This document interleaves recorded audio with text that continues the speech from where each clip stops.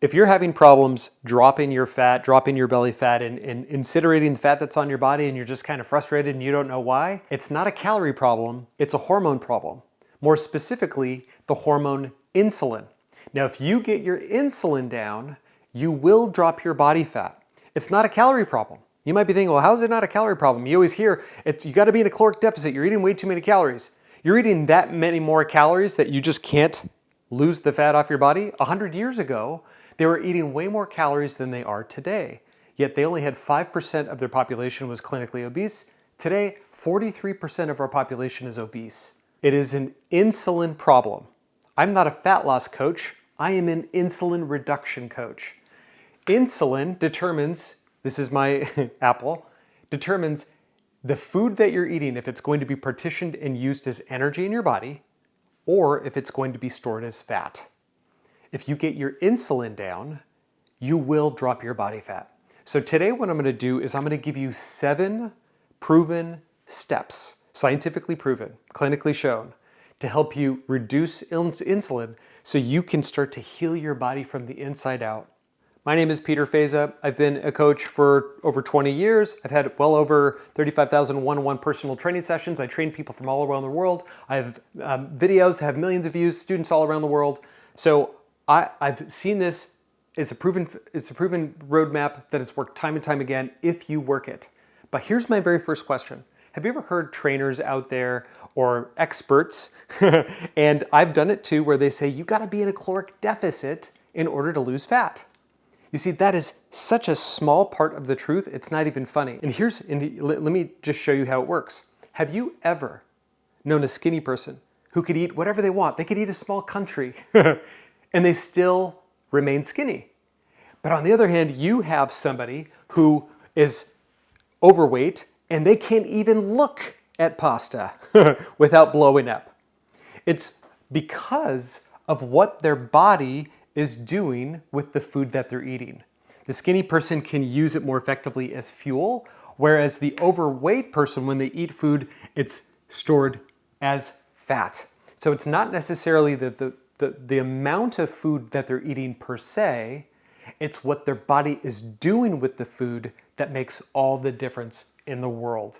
It's their hormones. More specifically, insulin. You see, insulin is a growth hormone, and it makes your brain grow, it makes the tissues in your body grow, like your muscles, but it makes your fat grow. In the presence of insulin, your fat cells will grow. So let me just show you how this works. Every single time you eat, your pancreas, the beta cells from your pancreas, they produce the hormone insulin. Now, insulin is like, pretend this is a cell, a fat cell. Insulin is like the key that opens the door to the fat cell, and it lets sugar go inside for storage, for the use of energy. So what happens is that your body is producing insulin when you eat sugar, okay? So you eat sugar, and your body produces insulin to go into the cells to maintain a healthy range of sugar. Now, if your blood sugar level goes below this range, that's not very good. Go into a coma. If it goes above this range, it can start destroying tissues, including your brain, not good. So your body likes to keep it within this range. So it produces a certain amount of insulin. Now, over the years, you've abused sugar, you've abused carbohydrates, and so your body has a harder and harder time keeping your blood sugar in this range, so it will make more and more insulin until pretty soon you gotta make like double the insulin that you had, triple the insulin you had, just to have the same effect of keeping your blood sugar in this range. It's kind of like a crack addict needing more crack to get the same effect. And so there's a point at which your body and your cells say enough is a flippin' enough.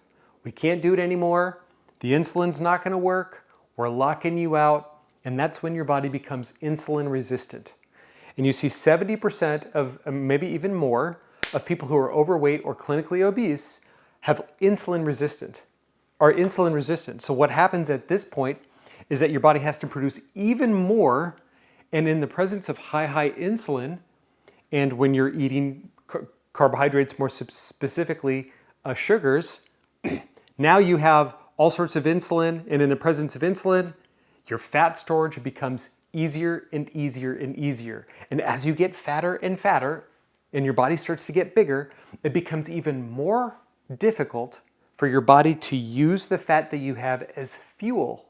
So it's this vicious cycle. You're storing more fat, and your body can't use it as fuel. It can't break down the fat that you already have. So it sends you more hunger hormones to make you hungry so you can eat more sugar, but then you're gonna store more as fat and you can't break it down. It's this vicious cycle and you're getting bigger and bigger. And so you can eat the same thing that you had years ago, but you don't use it the same way in your body. Instead of using it as fuel, you're now storing it as fat. You're insulin resistant, and now your whole metabolism is jacked up. So the question now becomes, how can we lower insulin? And how can we make your metabolism healthy again? It is so simple. If you do this very, very simple 7-step protocol, and you start even taking action on even 1 or 2 or 3 of them, you can start to reverse this process in a matter of weeks. So let's start. In order for you to heal your body from the inside out, you need to have a carb detoxification. In other words, this is the insulin recovery protocol. This right here is your frickin' cells and your fat cells. Okay? They're sad. They're abused. And so what we want to do is we want to make them healthy and strong. Now, you didn't get insulin resistant by eating a bunch of good food. So what we need to do is we need to start reducing your carbs, more specifically the sugars, the starches, the complex carbs, and I'm going to give you a list of those. And we need to start incorporating more protein and more fat and fiber. Now, when you have more fat and fiber, the blood sugar spikes in your body, they go down. And as a result, your pancreas doesn't produce as much insulin. And because insulin's not there, you're not storing as much fat. So step number 1 is cutting down on the processed carbs, the processed sugars, the processed starches. Step 2 is to have completely free, carb-free days.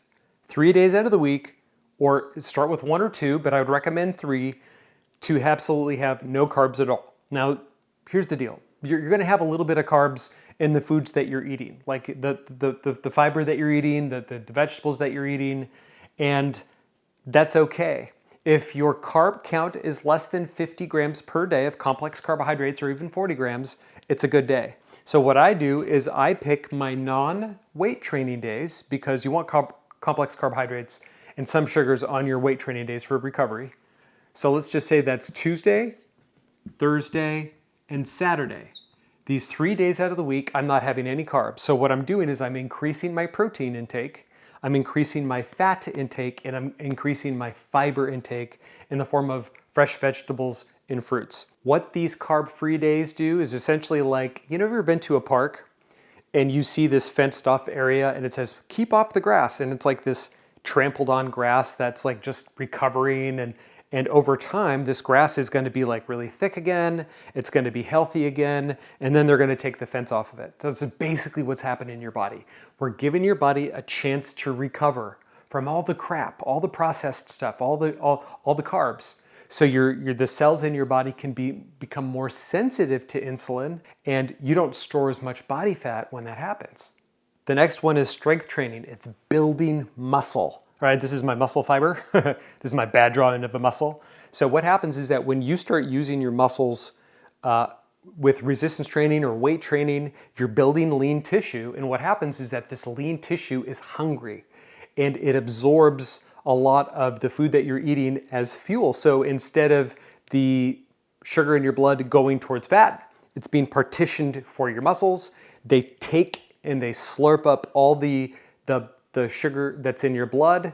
Your insulin goes down because there's less sugar in your blood. So your cells have a chance to become insulin sensitive again just by you pumping some iron at the gym or at your home. Okay, the next one, no eating 3 to 4 hours before you go to bed. 3 minimum, ideally 4. And the reason why is that people who eat really close to bedtime actually show in their blood work to be pre-diabetic. Now, this was my problem. See, I'm pretty fit. I have low body fat. Exercise all the time. I got my blood work, and it showed that my frickin' blood work was pre-diabetic. And I was like, what the heck is going on? It's not like I'm eating a bunch of junk. What was happening is that I was getting home late because I was working, and I was eating really late because that's all I had time to do. And what would happen is that I would wake up in the morning and my fasting blood sugar would be through the roof. So you want to make sure that there is nothing in your gut to be digested during the night, because what happens is that your blood sugar is going to be high, your insulin's going to be jacked up, and your metabolism is going to be wrecked. So make sure you don't eat minimum 3 hours before you go to bed. Step 5 is eat less frequently. Now, back in the day, I was preaching this to my clients for years, and I feel like kind of like an idiot. I'd be like, 6 to 7 small meals a day with a couple snacks. And sure, you can keep your body fat down for a certain period of time. And if you're a bodybuilder, that's actually ideal, by the way. But the drawback to that kind of eating is that every single time that you eat, let's just say that you're snacking throughout the day, your blood sugar is raising, and as a result, your insulin raises. And the more insulin you have pumping through your veins throughout the day, the more that you're going to be storing it as fat. This is one of the things that can wreck your metabolism, frequent meals. So what science has shown, which has been surprising, is that you want to make sure that you eat less frequently. Now, according to the experts, that's like 2 times a day. Personally, I couldn't do that. I'd drive myself crazy. Ideally, 3 times. I found the sweet spot for me, because I have a pretty high metabolism, is 4. If I do less than 4, the meals have to be so freaking big that I feel like my gut is gonna fall off. So I need to have 4. So if you're a grazer and you're eating a little bit, even if it's healthy food, a little bit of nuts here, some grapes here, some hummus there, your insulin will still be jacked up. The game that you're playing, or at least you want to play, is making sure your insulin is down, so make sure you don't eat throughout the day. You want to minimize it to at least 3 meals. Number 6, skip breakfast. Like I said earlier, I had my blood work done this last year, and it showed that I was pre-diabetic. And I was like, what the heck is going on, dude? My metabolism was wrecked, even though my body fat was low. And so I discovered that I needed to get my body insulin sensitive again. I needed to fix my metabolism. And one of the ways that I fixed my blood sugar and my metabolism and healed myself from the inside out, and now I have the lowest freaking body fat as a 46-year-old man going to be 47 than I did when I was in my flippin' 20s, is because I am skipping breakfast. Now here's what happens. In the middle of the night, your body switches into fat burning mode. Your body's using fat from your energy from your fat as opposed to food. Now, in the morning time, if you skip breakfast, you're keeping your blood sugar really low, which means that your insulin is going to be low, and you're going to be starting to you're going to start using your body fat as fuel, and you can keep this rocking. Let's just say you're getting up at 7 a.m. I get up way earlier than that, and you have your first meal at 11 a.m. That's a good chunk of time. And so by skipping breakfast, an easy way to skip breakfast if you feel hungry is to have caffeine. You can have tea, you can have a cup of black coffee. You can't put anything with sugar in it, which also means, milk or anything else with sugar for that matter. Now, I have done blood sugar tests. I test my blood sugar pretty much all the time, and this works. It'll reduce your body fat, and it'll fix your metabolism at the same time. Number 7, I actually have a number 8. It's a bonus track. Number 7 is sleep and stress management. Now, one thing that was jacking up my blood sugar and jacking up my insulin and making my metabolism a wreck was the fact that I wasn't managing my sleep. My cortisol levels were through the frickin' roof, and because I prided myself on being a workaholic, I could maintain like 5 to 6 hours of sleep, caffeinate myself, feel good. The problem is that when I tested my blood sugar off of this type of behavior, high stress, little sleep, my blood sugar was showing pre-diabetes. And so after a night of like not sleeping very well, I'd get up in the morning, do a fasted blood sugar test. It would be like through the frick. It would be like 130, which You want to be between 70 and 90. It was freaking 130. And so you want to make sure that you are sleeping or at least getting rest for a minimum of 7 to 9 hours of sleep per night. I wish I could tell you something different, but that's the truth. The more sleep that you get, the better you'll be able to reduce your body fat. Now, number 8, this is like the funnest. It's the easiest way to reduce your body fat, and it's so simple. If you eat food and you just walk around the block for like 10 minutes, you will reduce your blood sugar up to 30%. I like to keep a pedometer on me, a step counter. You could probably use your watch for that. And you can track your movement throughout the day. So a lot of the times people think that you want to get 10,000 steps a day or more because it burns calories. That's not the case. If you're moving and you're getting like 10,000 to 15,000 steps a day, that means that you're going to be using the food that you're eating as fuel. More importantly, you're going to be dropping that blood sugar. And remember, if you have low blood sugar, that means you have low insulin, and your body's not going to be storing it as fat. Make sure that you set an alarm throughout the day so you're constantly doing some sort of movement and you're not stuck in a chair all day. Now here's the deal. You don't have to master all these things at once. Pick 1 or 2 of these things to start immediately. Like start walking after you're eating food, start skipping breakfast. Just pick one thing and then you'll start to heal your metabolism from the inside out. Now, if you're doing this alone, get a coach. I am a coach. I coach people from all around the world, and people in my program have success because they have support. They have accountability. So if you need that extra support and you know that you can't do it alone, you know that this is all information, but you want to turn this into action, then click on the link below and let's chat. Otherwise, you have a mission and you have a purpose, and I hope this helps you.